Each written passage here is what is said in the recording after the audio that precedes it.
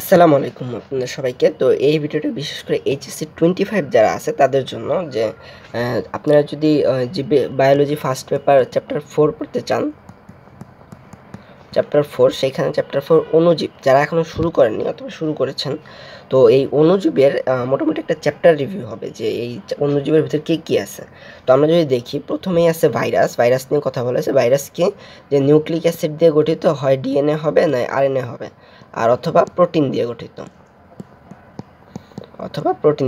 তো এটা হলো ভাইরাসের গঠন। তো গঠন নিয়ে অনেক সময় পরীক্ষা আসে। তো ম্যাক্সিমাম টাইমে যে জিনিসটা আসে যে T25 যে ছবিটা আছে, যে গঠনের চিত্র সেটা, আর বংশবৃদ্ধি হলো একটা লাইটিক চক্র আর একটা লাইসোজেনিক চক্র। তো লাইটিক চক্র আর লাইসোজেনিক চক্রের ভিতরে বিশেষ করে লাইটিক চক্রটাই বেশি আসে, এবং লাইসোজেনিক চক্র দ্বারা মূলত লাইটিক চক্র এবং লাইসোজেনিক চক্রের মধ্যে পার্থক্যটা বোঝায় ভাইরাসের ক্ষেত্রে। তারপর যদি আমরা ব্যাকটেরিয়ায় আসি, ব্যাকটেরিয়ার ক্ষেত্রে প্রথমে গঠনটা, বিশেষ করে চিত্রটা বেশি আসে। গঠন, যে কোষপ্রাচীরের নাম কি, যে কোষপ্রাচীর কী দিয়ে গঠিত, পেপটিডোগ্লাইকন, তারপর মেসোজোমের কাজ কি, তো এইগুলো থেকে বেশিরভাগ সময় প্রশ্ন আসে। তারপর হলো ব্যাকটেরিয়ার দ্বিবিভাজন প্রক্রিয়া, বিশেষ করে চিত্রটা মোটামুটি দেখলেই হয়ে যায়। তো এটা হলো ভাইরাস এবং ব্যাকটেরিয়া। এবং ম্যালেরিয়ার ক্ষেত্রে হলো ম্যালেরিয়া যে বংশবৃদ্ধি করে, তো সেই ক্ষেত্রে হলো ওই প্রি এরিথ্রোসাইটিক সাইজোগোনিয়ার পরে যে আরবিসিতে যে ওই যে সিগনেট রিং ট্রোফোজয়েড তৈরি করার মাধ্যমে যেইটা হয়, সেই চক্রটা, সেই আরবিসির স্টেজটা লাগে।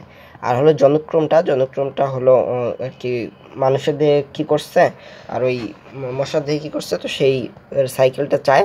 আর যৌনজননটা, যে মশার দেহে কীভাবে যৌনজনন হয়েছে, বিশেষ করে চিত্রটাই বেশি ম্যাক্সিমাম টাইমে আসে।